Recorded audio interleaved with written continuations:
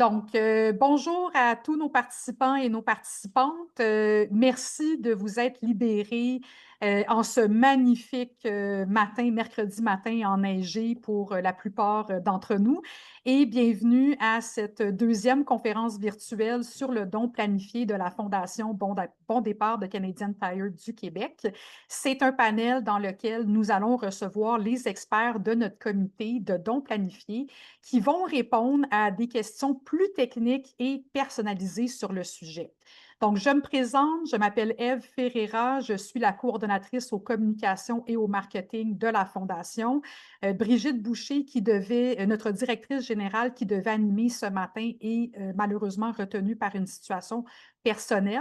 Donc, je prends la relève ce matin pour poursuivre ensemble notre grande discussion sur les dons planifiés. C'est un sujet qui suscite certes beaucoup de curiosité, beaucoup de questions et surtout beaucoup de belles discussions depuis notre première rencontre du 22 octobre dernier. Donc, la conférence d'aujourd'hui a en effet été conçue pour compléter celle d'octobre. À notre première rencontre, on avait présenté les bases de notre programme, donc les grands types de dons planifiés, à savoir le don en argent, le don d'action, le don par assurance vie et par testament, ainsi que les très nombreux avantages qui en découlent, autant pour le donateur que pour la fondation.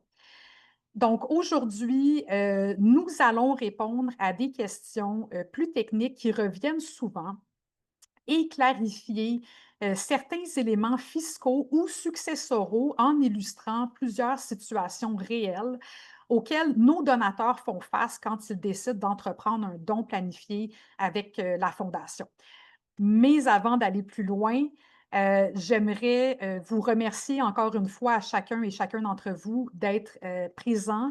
Je vous remercie aussi pour votre ouverture et pour votre intérêt envers notre programme de dons planifiés.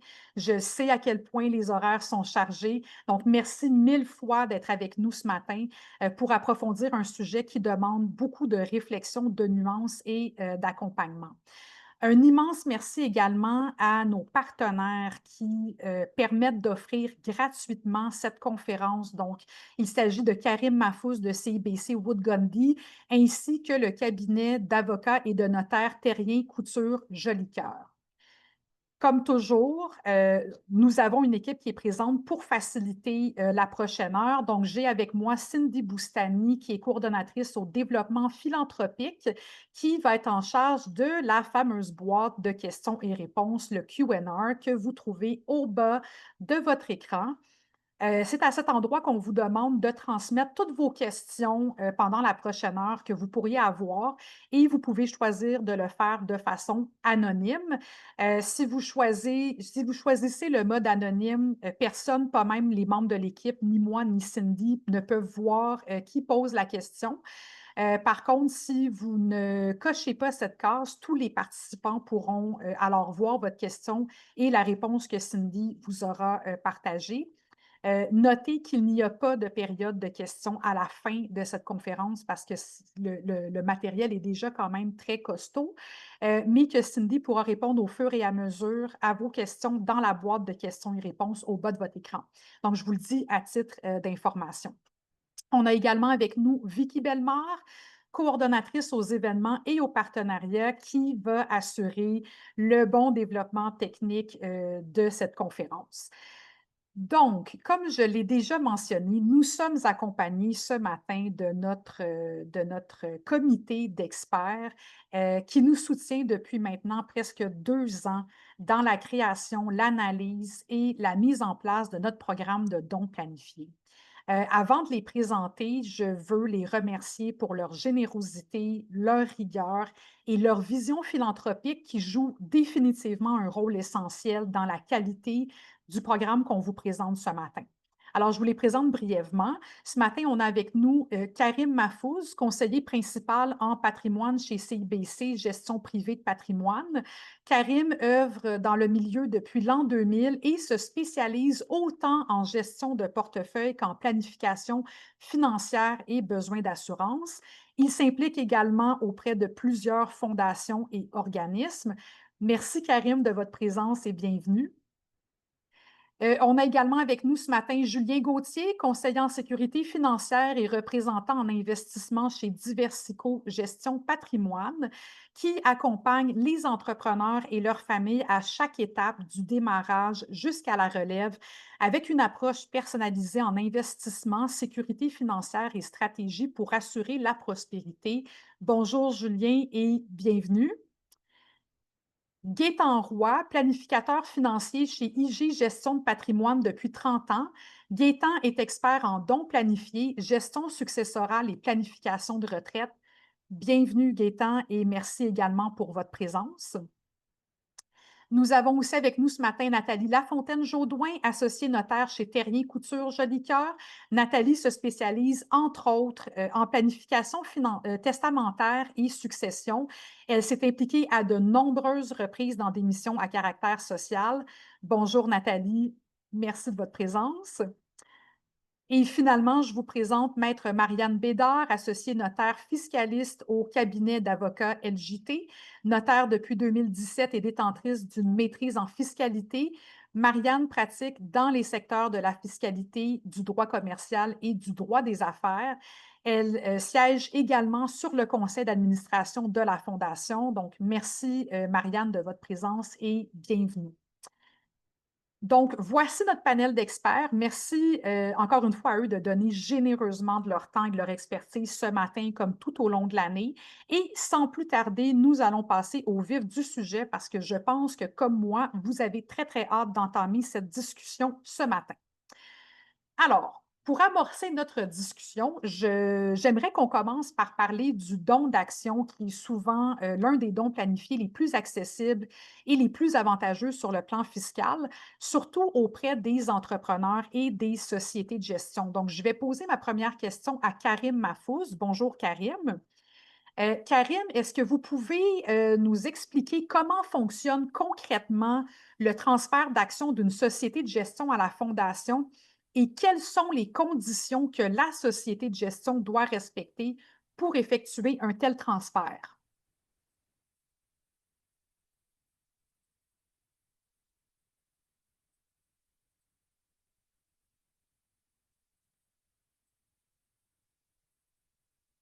Moi, je ne vous entends pas, en tout cas.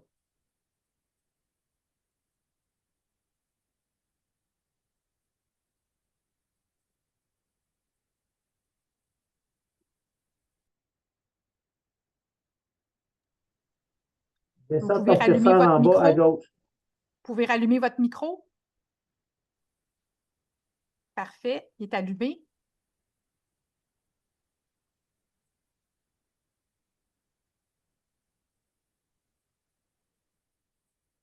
On va se donner juste un petit instant pour régler la situation technique. Ça ne sera pas très long. Je ne sais pas si vous pouvez peut-être éteindre encore votre micro, le rallumer.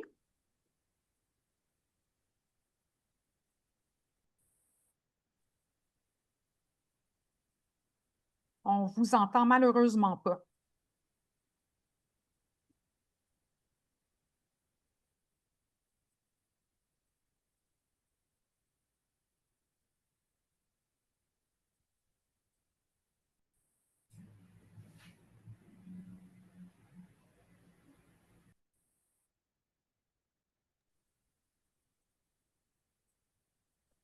Je vais passer au don par assurance vie et je vais revenir avec vous pour le don d'action. Donc, désolé, des fois, ça arrive, ces problèmes techniques quand on fait des conférences virtuelles. Tout fonctionnait avant qu'on se rencontre, donc on va essayer de régler le problème d'ici là. Donc, on va revenir sur le don d'action. Pour la prochaine question, pour la prochaine portion, on va aller vers le don d'assurance vie et je vais poser ma question à Julien Gauthier. C'est important de dire que le don d'assurance vie peut être fait par un individu comme une société de gestion. Et avant de passer par la société de gestion, je vais poser une question pour l'assurance vie au niveau des individus. Est-ce que, Julien, vous pouvez nous expliquer quelles sont les différences entre transférer une police existante ou nommer la fondation bénéficiaire comparativement à souscrire une nouvelle police au nom de la fondation? Oui, est-ce que vous m'entendez? Vous m'entendez bien? Parfait, les joies de la technologie. Merci, Ève. En fait, ce qu'il faut d'abord comprendre, c'est qu'un don par assurance vie peut se faire de plusieurs façons, puis que chaque approche, il y a vraiment une logique différente derrière. Il y a tant sur le plan fiscal que philanthropique, mais l'objectif est le même, en fait, c'est de permettre à la Fondation Mon Départ de bâtir une source de financement qui est durable et offrir aux donateurs des options qui sont adaptées à leur situation, qu'ils soient, comme vous l'avez bien dit, particuliers ou corporatifs. Si c'est un particulier qui choisit de céder la propriété de cette police-là à la Fondation, donc il cède sa police déjà existante, la Fondation va devenir alors propriétaire et bénéficiaire du contrat. Puis le donateur va recevoir alors un reçu de don de bienfaisance qui correspond à la juste valeur marchande de la police, qui est déterminée par un actuaire. Ça va tenir compte du capital assuré, de la valeur de rachat et de l'espérance de vie de l'assuré. Sur le plan fiscal, si la valeur de rachat est supérieure au coût de base rajusté, qui est le CBR d'une police, il va avoir un gain sur police qui sera imposable, mais dans la plupart des cas, le crédit d'impôt lié à la juste valeur marchande de la police dépasse largement l'impôt sur ce gain. Puis si le donateur, par la suite, continue de payer les primes, chaque prime va devenir un don annuel qui va être déductible. L'avantage pour la Fondation, c'est que la police devient un actif qui est réel et mesurable. La valeur de rachat va croître à l'abri de l'impôt et la Fondation peut même y accéder du vivant de l'assuré, soit par un rachat partiel ou prêt garanti qui ne va pas avoir d'incidence fiscale grâce au statut d'organisme de bienfaisance enregistré de la Fondation. Ensuite, si la Fondation est nommée bénéficiaire d'une police existante, dans ce cas-là, le donateur va conserver la propriété de la police.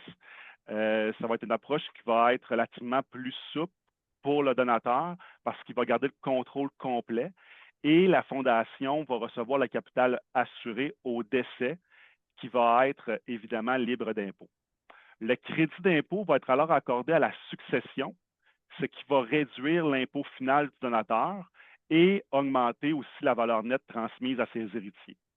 Donc, c'est une stratégie de planification successorale qui pourra être envisagée dans ce cas-là. Et pour la fondation, ben, c'est un engagement futur.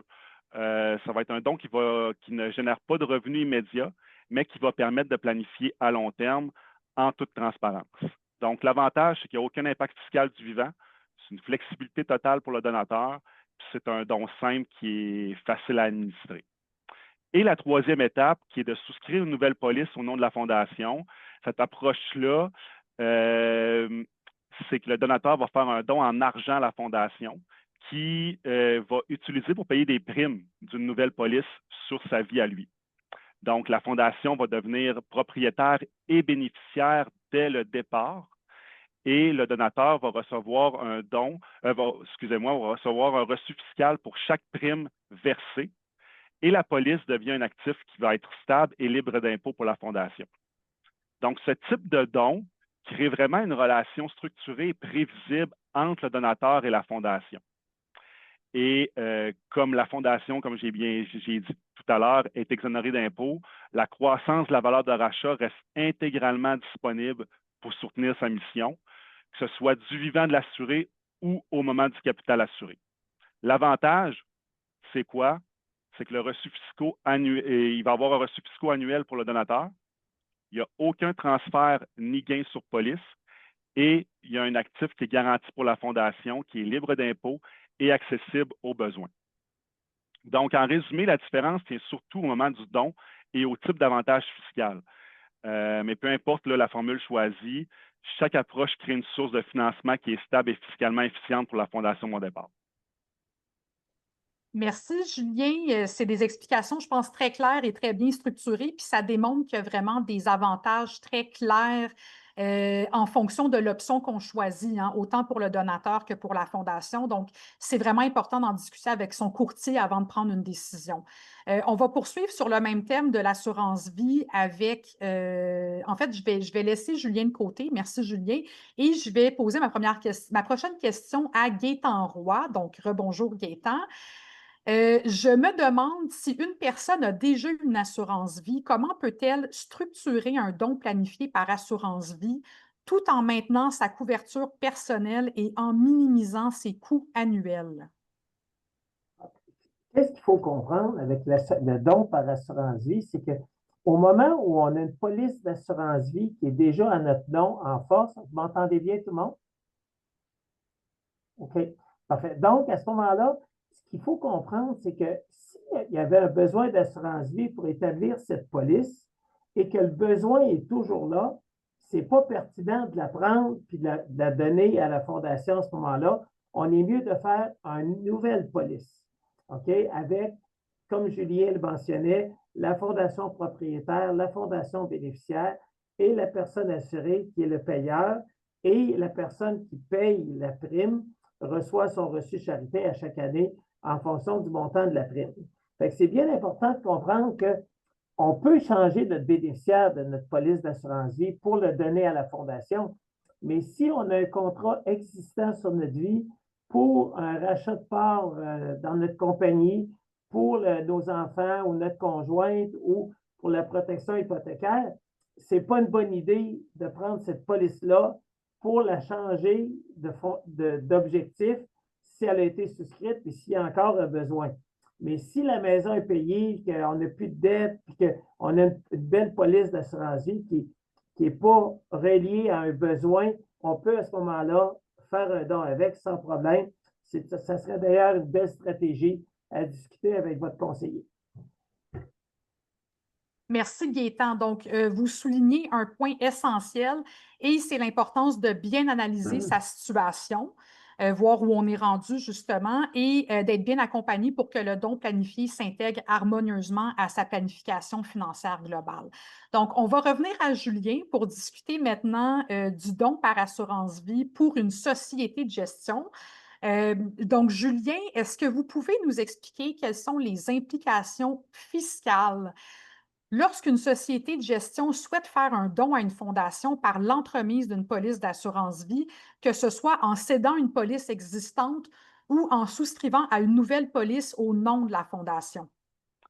Oui, bien sûr. Merci, Ève. En fait, si on commence par la première option, qui est la cession d'une police existante, il faut comprendre que les règles fiscales sont un petit peu différentes pour une société de gestion. Puis si la société transfère à la fondation une police qu'elle détient déjà, souvent depuis plusieurs années. Comme Gaétan l'a dit tout à l'heure, c'est parce qu'il n'y a plus nécessairement d'objectif, ça ne répond plus à un objectif fiscal ou pour payer l'impôt au décès ou autre. Donc, c'est important que cette police-là, on ait bien compris qu'elle ne sert plus nécessairement à quelque chose. Donc, à ce moment-là, ben, la donner à une fondation devient intéressant. Ce transfert va déclencher aussi une disposition qui va être à la valeur de rachat de la police. Et les conséquences fiscales, c'est si la valeur de rachat est supérieure au coût de base rajusté, comme je l'ai dit tout à l'heure, ben, la société, à ce moment-là, va réaliser un gain imposable qui va être traité comme un revenu de placement passif qui est de plus ou moins 50 d'impôt. Puis le coût de base rajusté rapidement, c'est quoi? C'est que c'est le total des primes qui sont versées du vivant de l'assuré, moins le coût net de la protection pure, moins les sommes déjà retirées. C'est un calcul qui est relativement complexe, mais qui va être important dans l'exemple que je vais vous donner tout à l'heure. Donc, en contrepartie, la Fondation va remettre un reçu pour don de bienfaisance basé sur la juste valeur marchande, qui va être encore là évalué par un actuaire et qui va être souvent plus élevé que la valeur de rachat. Ce reçu donne droit à une déduction fiscale qui peut atteindre, ça c'est important, 75 du revenu net de la société, avec possibilité de report sur 5 ans. Donc, ici, dans un exemple, je vais vous donner un exemple concret. C'est exemple qu'une société de gestion, la société de gestion Tremblay Inc., détient une police dont le CBR est de 20 000, la valeur de rachat est de 50 000 et la juste valeur marchande est de 80 000. Donc, en transférant la police à la Fondation Mon Départ, la société va déclarer un gain de 30 000 qui va être imposable à 50 OK? Donc, 15 000 d'impôt. Mais elle reçoit un reçu de don de 80 000 générant une déduction d'environ 40 000. Donc, le résultat net pour la société, c'est une économie fiscale d'environ 25 000, tout en réalisant un don majeur de 80 000 à la Fondation Bon Départ. Puis pour la Fondation, ben, elle devient propriétaire et bénéficiaire de la police. Donc, elle peut utiliser à ce moment-là les valeurs de rachat au besoin sans incidence fiscale et la croissance future de la valeur de rachat demeure libre d'impôt. La deuxième option, c'est de souscrire une nouvelle police au nom de la Fondation. Donc, dans ce scénario-là, la société de gestion ne détient jamais la police. Okay?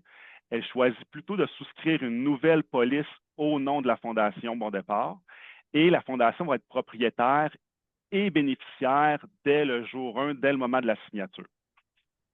Chaque prime payée par la société va constituer alors un don de bienfaisance immédiat, donnant droit à une déduction fiscale annuelle. Ce ne sera pas un crédit, ça va être une déduction fiscale annuelle qui va toujours être limitée à 75 du revenu net. Dans un exemple, encore une fois, un exemple concret avec la même société, la société de gestion Tremblay Inc., qui génère 100 000 de revenus passifs par année, elle verse une prime annuelle de 10 000 pour une police détenue par la Fondation Bon Départ.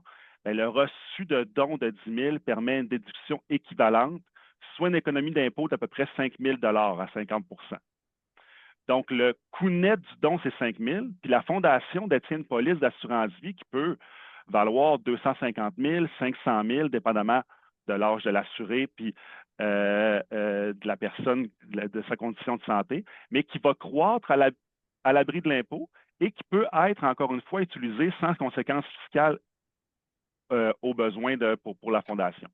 Donc, fiscalement, il n'y a aucune disposition parce que il n'y a aucune disposition, donc aucun gain imposable. Il y a une déduction immédiate des primes, puis c'est vraiment une démarche qui est plus simple et plus prévisible pour la Fondation. En résumé, là, donc, pour une société de gestion, il y a la cession d'une police existante qui peut créer un petit gain imposable, mais qui génère souvent un crédit fiscal qui est nettement positif et un don significatif. Et il y a la souscription d'une nouvelle police qui est plus simple, plus directe, puis qui permet une déduction annuelle des primes, qui est donc idéale lorsque la société génère un revenu passif stable. Quand on a une société de gestion, qu'on génère des revenus passifs et qu'on a une vision philanthropique, bien, ça peut être une très bonne stratégie. Mais dans les deux cas, la société transforme vraiment un actif financier, puis la Fondation, elle reçoit un actif qui est libre d'impôt. Puis la valeur, bien, elle continue de croître au bénéfice de la collectivité puis de la mission de la Fondation.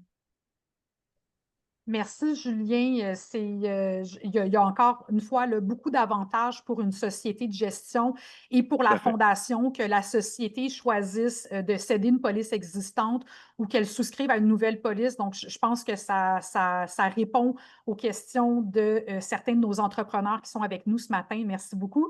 On va essayer de revenir à Karim pour le don d'action. Oui. Donc, bonjour, Karim, est-ce qu'on vous entend? Est-ce que vous m'entendez? On vous entend, Karim. Ah, super. Fantastique. Bon, Les problèmes techniques. parfait. Alors, on reprend le cours de notre discussion et j'avais une première question pour vous, Karim, qui était, Ouais. est-ce que vous êtes en mesure d'expliquer comment fonctionne concrètement le transfert d'actions d'une société de gestion à la fondation et quelles sont les conditions que la société de gestion doit respecter pour effectuer un tel transfert? Oui, évidemment, avec plaisir. Merci beaucoup. Alors, évidemment, pour faire le transfert, il y a plusieurs étapes. La première étape, quand même, c'est qu'il faut contacter la fondation, puis vérifier si la fondation peut recevoir ce don d'action-là. C'est la première chose. Et recevoir le formulaire. Il y a un formulaire déjà préparé que la fondation va vous donner pour l'information du compte courtage de la fondation. Alors, ça, c'est la première étape. La deuxième étape, une fois que vous avez ce formulaire-là et une fois qu'on confirme qu'on peut recevoir cette action-là, mais évidemment, il faut contacter votre conseiller en placement. Il faut l'informer que vous voulez faire ce don-là, que vous avez l'intention de donner des actions et évidemment lui donner le formulaire, lui donner les informations sur le compte de la fondation, le compte de courtage, pour qu'il puisse, lui, faire le transfert. Une fois que lui il a cette information-là, évidemment, c'est lui qui va faire le traitement du transfert. C'est lui qui va prendre soin de ça et tout va être fait. Le marchand n'a pas besoin de rien faire. Ce qui est important à se rappeler et savoir, c'est l'évaluation, évidemment, l'évaluation marchande. Ça veut dire que la valeur de votre don est généralement basée sur le prix moyen de l'action à la date du transfert.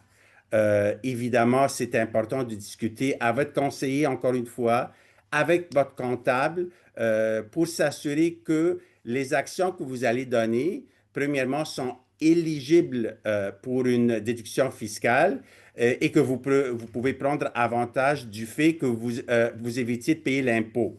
Il faut savoir que lorsque vous achetez une action et vous voulez faire un don, cette action-là doit être détenue dans votre compte d'investissement pour un minimum de 1 an pour que ça soit éligible. Et une fois que tout cela est fait, bien évidemment, il faut conserver toute l'information. Ça veut dire l'information sur le transfert, la confirmation de la fondation pour vos déclarations fiscales. Disons, c'est 4 étapes là, qu'il faut suivre, mais entre la fondation, entre votre conseiller et nous, ben, on va tout gérer ça pour être sûr que tout se passe bien. Merci, Karim, pour cette explication très claire et qui, je pense, répond déjà à plusieurs interrogations qu'on reçoit régulièrement. Donc, on peut constater, les étapes sont assez simples pour faire un don d'action et ça démontre quand même que c'est facile de le faire. Et d'ailleurs, la Fondation prend des dons d'action de toute évidence et nous avons le formulaire de transfert d'action qui est disponible sur notre site Web dans la page du programme de dons planifiés. Bien sûr, il faut parler avec son courtier là, pour aller plus loin dans la démarche. Donc, reste maintenant une question qui revient souvent lorsqu'un donateur souhaite soutenir la Fondation tout en maximisant ses avantages. Est-ce qu'il existe une option pour faire un don d'action coté en bourse tout en conservant les dividendes jusqu'à un certain moment? Oui, jusqu'à un certain moment, oui. Il faut se rappeler que lorsque les actions sont données, sont transférées au compte de la fondation, bien évidemment, automatiquement, la fondation devient le propriétaire légal de cette action-là pour les dividendes futurs. OK? Et tout ce qui a droit de vote pour ces actions-là. Mais il y a toujours une petite date qu'on appelle ça, c'est technique, mais c'est la date de référence. En anglais, c'est le record date. OK? Ça, c'est si le détenteur, si le marchand détient, garde ces actions-là dans son compte de courtage jusqu'à cette date-là dans le quart, parce que ça, c'est une date qui arrive 4 fois par année. Alors, le marchand, il détient les actions, il les garde dans son compte de courtage jusqu'à la date de référence qui est le record date. Et une fois que ce record date-là est là, comme disons, c'est aujourd'hui, ben là, une fois que vous transférez l'action demain à la fondation, ben vous allez recevoir la dividende pour ce quart-là. Disons qu'on est dans le 4e quart, vous allez recevoir la dividende de ce quart-là. Mais toutes les dividendes futures après celle-là, ben, elle va aller à la fondation parce que la fondation devient légalement le détenteur de ce titre-là. Alors, vous pouvez recevoir la dividende du quart présent jusqu'à la date de transfert, la date légale, le record date, qu'on appelle la date de référence. Et après ça, ben, c'est la fondation qui va recevoir les dividendes dans l'avenir. Alors, c'est une bonne façon technique. Évidemment, il faut parler avec son conseiller. Le conseiller va vous dire c'est quoi votre date de référence de l'action que vous décidez de donner à la fondation. Et là, lui, il va gérer ça pour être sûr de faire le transfert après cette date-là pour que quand même vous preniez avantage de la dividende du quart présent. Merci, je pense que c'est très clair. Donc, ça tourne beaucoup autour de cette fameuse record date-là dont on parle, là, qui est vraiment centrale si on veut garder les dividendes. Donc, merci beaucoup, Karim. Merci. On a parlé donc, de dividendes futurs pour le don d'action. On a parlé aussi de capital versé au décès dans le cas du don d'assurance vie, qui nécessite quand même une coordination entre les différentes composantes du patrimoine. Et c'est justement ce lien naturel-là, le lien entre planification financière et volonté successorale qui m'amène à aborder en fait le prochain type de don qui est le don par testament. Donc, le don par testament, c'est souvent l'option la plus simple, la plus souple et celle que plusieurs donateurs vont choisir pour poser un geste durable tout en protégeant leurs proches. Donc, pour en parler davantage, j'invite Nathalie Lafontaine-Jaudoin à nous rejoindre. Bonjour Nathalie, Bonjour. bienvenue. Et voici une question, Nathalie, qu'on nous demande souvent. Est-ce qu'on peut inclure la fondation dans un testament déjà existant de façon facile et pratique sans devoir refaire entièrement le testament? La réponse est oui, mais avec certaines nuances. D'abord, il est tout à fait possible de modifier un testament existant pour y inclure un legs, notamment la Fondation Bon Départ, sans devoir le refaire complètement. Cela peut se faire par l'ajout d'un codicille qui constitue un document complémentaire au testament original, qui peut notamment ajouter certains legs ou préciser ou modifier certaines dispositions. Alors, ce codicille doit toutefois respecter les formalités reconnues par le Code civil, notamment doit être fait sur la forme notariée, holographe ou devant témoin. Cependant, il est souvent plus sécuritaire et plus clair de refaire le testament, surtout si plusieurs modifications sont envisagées ou si le testament est ancien. Alors, cela permet d'éviter les contradictions, les ambiguïtés ou les oublis et de garantir une meilleure compréhension pour les héritiers liquidateurs, sans oublier de s'assurer que la fiscalité est optimisée. Alors, un autre point à considérer est la désignation précise de la fondation dans l'acte. Il est crucial d'identifier correctement l'organisme bénéficiaire. Alors, le nom légal tel qu'indiqué au registraire des entreprises, son numéro d'enregistrement à l'ARC et sa mission. Alors, tout ça pour éviter toute confusion ou contestation au moment du décès. Merci, Nathalie. Donc, moi, ce que je comprends bien avec ça, c'est que la validité du testament est aussi importante que son contenu et qu'il est possible d'inclure la fondation sans refaire son testament en respectant certaines conditions, bien que ça serait préférable de le refaire s'il y a eu trop d'ajouts au fil du temps. Là. Exact. Donc, merci, c'est très clair. Je crois qu'une autre question qu'on se pose souvent, c'est, puis c'est une question qui est très naturelle, là, c'est comment s'assurer que ces volontés, les volontés du donateur indiquées dans son testament vont demeurer valides et vont être respectées après son décès. Alors, c'est très important cette question-là. Puis d'ailleurs, je vais vous donner certaines mesures clés pour garantir le respect des volontés testamentaires. Alors, la première des choses, là, et c'est crucial, c'est faire appel à un notaire qui se spécialise en planification testamentaire. Alors, il y a beaucoup de notaires qui font principalement du droit immobilier où ils font des testaments là, de façon occasionnelle. Moi, je ne vous recommande pas ça du tout. On voit malheureusement trop souvent des planifications mal ficelées ou déficientes au niveau légal et fiscal. Alors, au niveau du testament, qu'il soit rédigé sous la forme notariée, il est difficilement contestable, ne nécessite pas de vérification post-mortem et est conservé au registre des droits des dispositions testamentaires de la Chambre des notaires du Québec. Donc, on ne peut pas perdre notre acte. Il est toujours enregistré au bon endroit. Alors, deuxième chose, mesure clé, désignation d'un liquidateur compétent et de confiance. Alors, cette personne aura notamment la responsabilité de mettre en œuvre vos volontés testamentaires, de s'assurer que le déroulement se fera dans le respect des règles légales et fiscales. Il est essentiel de bien le choisir là, et de lui confier des pouvoirs clairs et étendus dans le testament. On voit trop souvent des gens qui ont été nommés pour différentes raisons, pour faire plaisir, parce qu'ils sont l'aîné de la famille. Ce n'est pas le choix à faire, notamment si on a des gens qui sont en affaires. Alors, il faut absolument avoir quelqu'un qui comprend la fiscalité, qui est bien entouré et qui va mener à bon terme les volontés testamentaires du testateur. En plus, l'autre mesure clé que je prône depuis plusieurs années, c'est informer ses proches de l'existence du testament et, si possible, de ses grandes lignes. Alors ça peut prévenir les conflits et les contestations, puis facilite la compréhension des volontés. L'autre mesure clé que j'avance est mettre à jour régulièrement son testament. Ça, c'est quelque chose qui est négligé par beaucoup de Québécois, surtout en cas de changements familiaux, financiers ou personnels. Un testament qui est obsolète peut ne plus refléter les volontés du testateur et être source de litige au moment du décès. En plus, éviter les clauses ambiguës et illicites. La clarté est essentielle au niveau successoral. Un testament bien rédigé avec des dispositions précises limite les risques de mauvaise interprétation.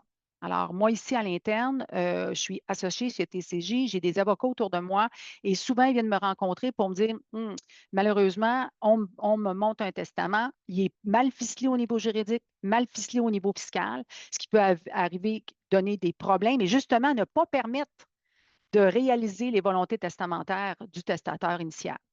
Alors, inclure notamment la fondation dans notre planification testamentaire est une démarche noble et tout à fait réalisable, surtout lorsqu'elle est bien encadrée. Alors, et pour que les volontés du testateur soient respectées, la rigueur juridique et fiscale, la transparence et la mise à jour régulière du testament sont les meilleurs alliés. Merci, Nathalie. Je pense que ça ne pouvait pas être plus clair comme réponse. Donc, l'important, de vraiment bien s'entourer d'un professionnel de confiance, comme vous l'avez dit, la qualité du testament qu'on va faire, qu'on va rédiger et bien sûr de communiquer à nos proches nos volontés. Donc, merci beaucoup. On va rester dans l'univers successoral, mais on va aller rejoindre Gaëtan pour aborder maintenant une question qui revient souvent chez nos marchands retraités. Donc, rebonjour Gaëtan. Bonjour tout le monde. Donc, si un marchand est déjà à la retraite et dispose d'un REER ou d'un FER, comment est-ce qu'il peut léguer une partie de ses fonds à la fondation? Il faut comprendre un petit peu la fiscalité qui est reliée au REER. Dès qu'on encaisse un REER, qu'on dispose d'un montant de nos REER, l'impôt se paye à la source. Immédiatement, il y a une retenue d'impôt. Qu'on fasse un don à la fondation, l'impôt se paye avant. Donc, si vous avez, mettons, 100 000 en REER, puis que vous voulez donner 10 000 par année pendant 10 ans, le 10 000 que vous allez encaisser, excusez, va devenir imposable. Mettons que c'est 20 ou 30 il va rester 7 000. On prend 7 000, on fait le don à la fondation. Et à ce moment-là, la fondation nous fait un reçu de charité pour 7 000 OK? Et à ce moment-là, dépendant de votre taux d'imposition et du montant, il y a une économie d'impôt qui va se faire. En général, ça peut se rapprocher de l'impôt qu'il y avait à payer à l'origine. OK?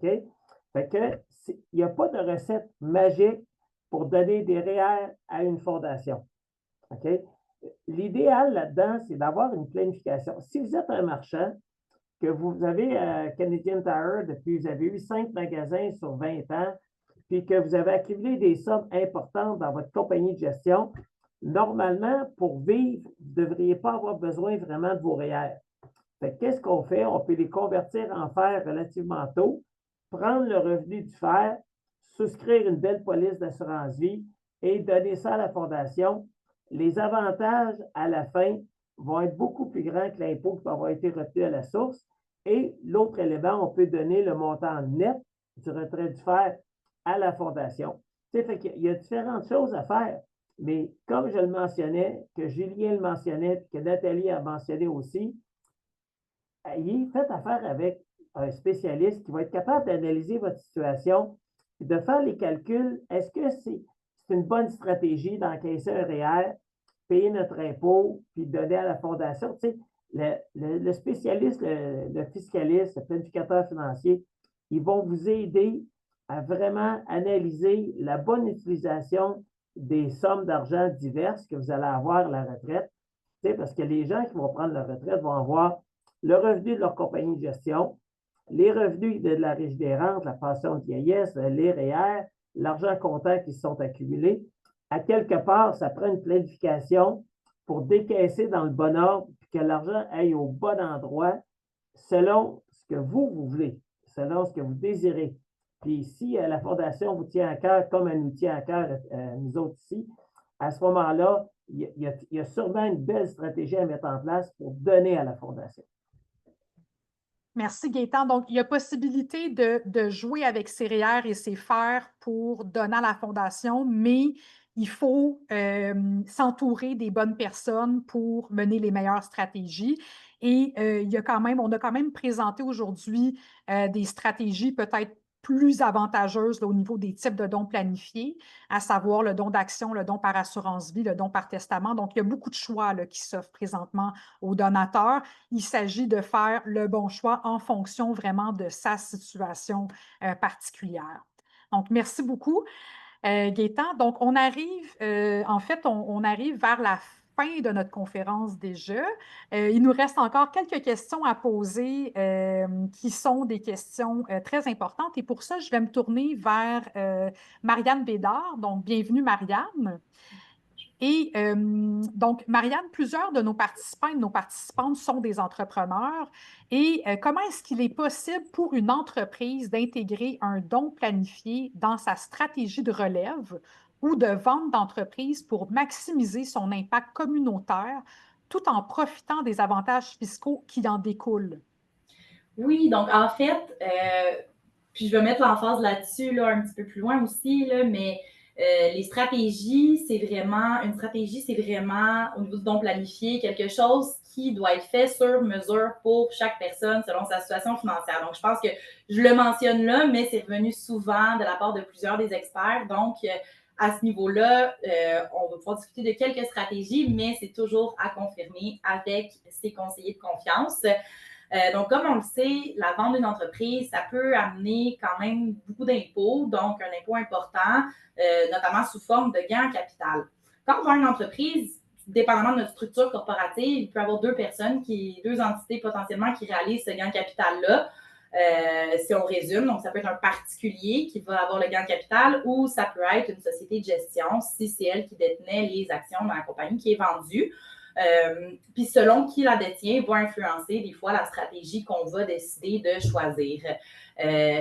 Lorsqu'il y a un impôt à payer sur la disposition des actions, parce qu'on sait qu'il y a certains bonbons fiscaux qui existent, notamment l'exonération cumulative de gains en capital. Donc, évidemment, on prend pour acquis qu'on n'est pas dans cette situation-là actuellement ou qu'on ne la couvre pas au complet avec cette exonération-là.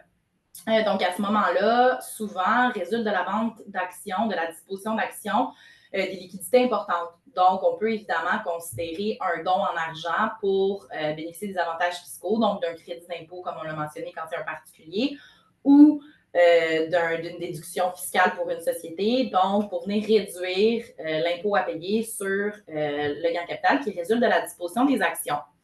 Aussi, puis c'est vraiment une stratégie qui peut être intéressante, puis Julien a mentionné un petit peu plus tôt dans la conférence.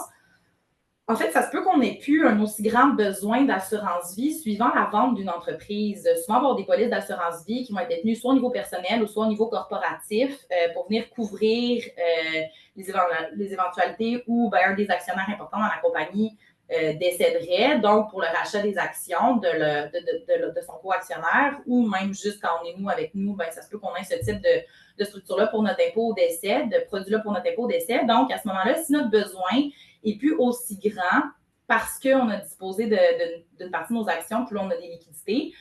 Donc, à ce moment-là, c'est possible de considérer donner une police d'assurance vie existante qui avait été prise pour les fins corporatives. Sinon, bien évidemment, aussi, quand on parle d'une compagnie, d'une société ou même d'un particulier qui réalise un gros gain en capital, bien c'est sûr qu'on peut toujours considérer, si on a des actions cotées en bourse, justement, venir faire une donation d'actions pour bénéficier des avantages fiscaux qui en découlent. Puis également, puis dans une compagnie, on le sait, là, on multiplie les avantages aussi. Là, donc, ça peut être une stratégie qui est très intéressante. Mais encore une fois, je reviens au mot d'ordre, je pense, de la conférence d'aujourd'hui, c'est il y a plusieurs stratégies qui existent. Puis, selon notre patrimoine, notre situation, bien, là, à ce moment-là, avec un conseiller qui va pouvoir nous aider à optimiser aussi, là, dans le fond, la fiscalité afférente à notre don, puis la façon d'effectuer un don.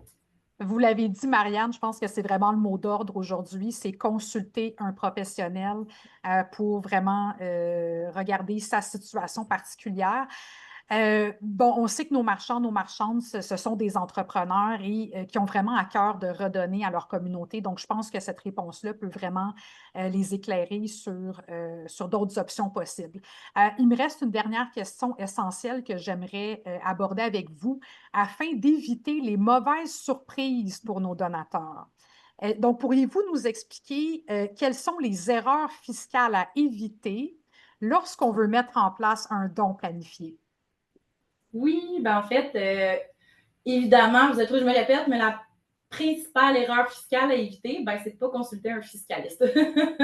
Donc, ou ses conseillers financiers, là, autres. Donc, oui, c'est sûr, vous allez dire, OK, on prêche pour sa paroisse, mais oui et non, en fait, la raison est simple, c'est comme je l'ai mentionné un petit peu plus tôt, en ce qui concerne le don planifié, il n'y a pas de réponse ou de solution universelle, mais pas du tout. Donc, le don doit être effectué là, de sorte que la situation financière, mais aussi la situation familiale, fiscale, le contexte personnel du donateur soit pris en compte parce que, comme Nathalie l'a mentionné aussi, des fois, une grosse somme d'argent qui est donnée, notamment dans le cadre d'une planification testamentaire, c'est quelque chose qui vient réduire quand même le patrimoine des héritiers qu'ils reçoivent au décès. Donc, c'est quand même, il y a des aspects pas juste financiers là-dedans, mais des aspects personnels.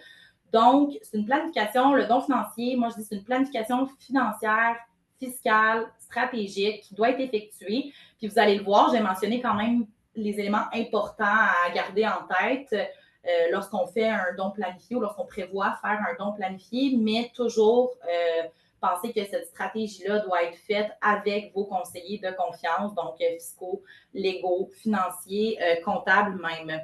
Donc, pour optimiser la fiscalité d'un don, il y a quand même des choses qui sont à prendre en compte. Puis, je pense que dans ma réponse, je vais résumer un petit peu aussi des choses qui ont été mentionnées un peu tout au long de la conférence par les experts de la conférence. Donc, premièrement, le type de don. Donc, quel type de don est le plus, dans le fond, qui s'applique le mieux dans notre situation? Donc, on l'a mentionné, il y a comme 4 types de dons principaux: don d'argent, don d'action, don d'assurance vie ou don testamentaire. Donc, il peut prendre différentes de ces formes-là.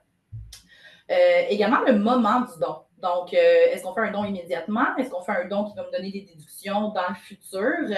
Donc, comment je vais pouvoir tirer bénéfice de ce don-là au niveau fiscal?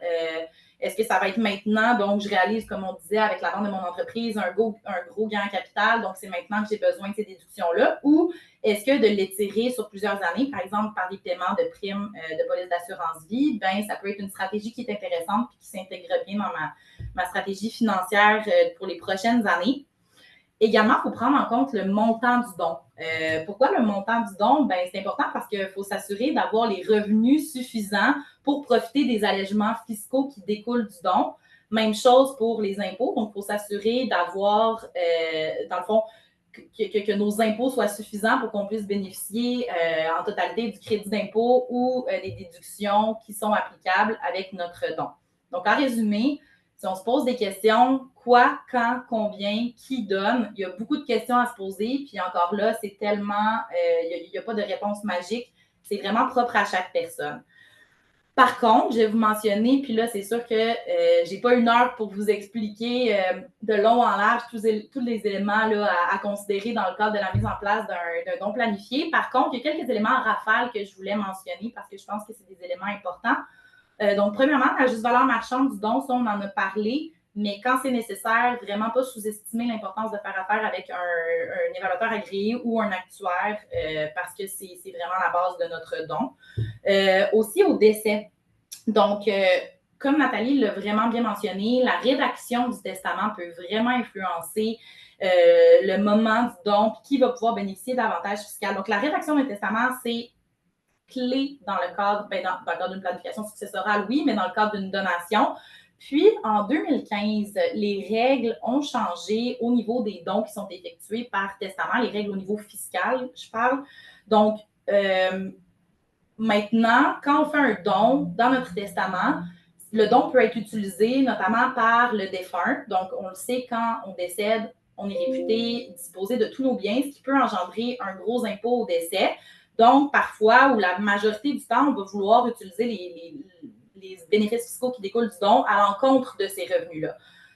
Par contre, maintenant, on peut aussi, puis selon comment le testament est rédigé, on peut rentrer dans les deux options où on va être pris avec une ou l'autre avec les nouvelles règles. Donc, sinon, ça peut être la succession qui va pouvoir bénéficier de ces avantages-là fiscaux. Donc, juste s'assurer, si vous avez un testament qui est fait préalablement en 2015, bien, comme Nathalie l'a dit, il est peut-être temps que vous le revoyez parce que ça fait un petit bout de temps. On suggère souvent entre 5 et 10 ans, là, maximum, mais 5 ans, c'est un bon nombre. d'années pour juste se poser les réflexions. Est-ce que c'est encore ce que je veux? Mais donc, juste vérifier si vous avez un don qui a été effectué dans un testament rédigé avant 2015, ben, c'est vraiment important de s'assurer que la mécanique du testament concorde toujours avec vos volontés, puis la façon dont ça va s'appliquer avec les nouvelles règles en vigueur depuis 2015. Puis, ben, si vous le faites postérieurement, ben, en 2015. Donc, si vous le faites en date d'aujourd'hui ou dans le futur, ben, en fait, peut-être juste voir aussi au niveau de la rédaction du testament, toujours s'assurer de travailler avec des professionnels de confiance qui ont des compétences en fiscalité pour s'assurer que comment ça va s'appliquer, ça va vraiment refléter nos volontés au décès. Il y a également un élément qu'on oublie souvent, c'est l'impôt minimum de remplacement. C'est quoi ça, l'impôt minimum de remplacement? Vous avez peut-être déjà entendu ce terme-là. En fait, c'est un impôt qui vise à s'assurer que les contribuables réduisent pas trop leur impôt qui est à payer dans l'année en fonction d'un grand nombre de déductions. Donc, c'est des calculs complexes, c'est une mécanique que je n'expliquerai pas de long en large encore une fois aujourd'hui, mais si notre impôt est trop réduit à cause des déductions qu'on a eues ou des avantages fiscaux qu'on a eus, donc notamment si on fait un don qui est substantiel dans une année, les autorités fiscales pourraient appliquer un impôt qui est un impôt temporaire. Donc, c'est un impôt qui est remboursable dans le futur si on gagne un certain revenu, un certain type de revenu. Donc, encore une fois, c'est très, très important de voir si je fais un don de ce montant-là, selon mon revenu à moi, est-ce qu'il va y avoir de l'impôt minimum de remplacement? Puis si oui, est-ce que je vais être en mesure de le récupérer dans les années à venir? Parce qu'on a beaucoup d'avantages qui découlent du don, mais si finalement on a cet impôt-là qui s'applique, bien, peut-être que ça va venir diminuer les avantages. Donc, juste vraiment s'assurer qu'on fait le don à un moment puis d'une façon qu'on va pouvoir récupérer cet impôt-là s'il y en a dans le futur. Donc, peut-être que des fois aussi, ça va s'inscrire dans une planification. Est-ce qu'on va décider de faire un don qui s'étire sur le temps, puis que c'est des plus petites sommes à chaque année pour éviter de rentrer dans ces règles-là, parce que depuis 2024, il y a eu des nouvelles règles qui ont été mises en place et c'est beaucoup plus strict maintenant, les montants sont plus élevés. Donc, c'est vraiment important de considérer cet élément-là pour ne pas avoir une mauvaise surprise à la fin au moment de la donation, puis lorsqu'on fait nos impôts cette année-là. Donc, je dirais que c'est des petits éléments, il y en a des tonnes d'autres, mais je vous invite fortement à consulter vos conseillers de confiance pour vraiment bénéficier de tous les avantages fiscaux et financiers qui peuvent découler d'un don pour en plus venir, c'est ça, arrimer la fiscalité avec vos intentions philanthropiques envers la Fondation.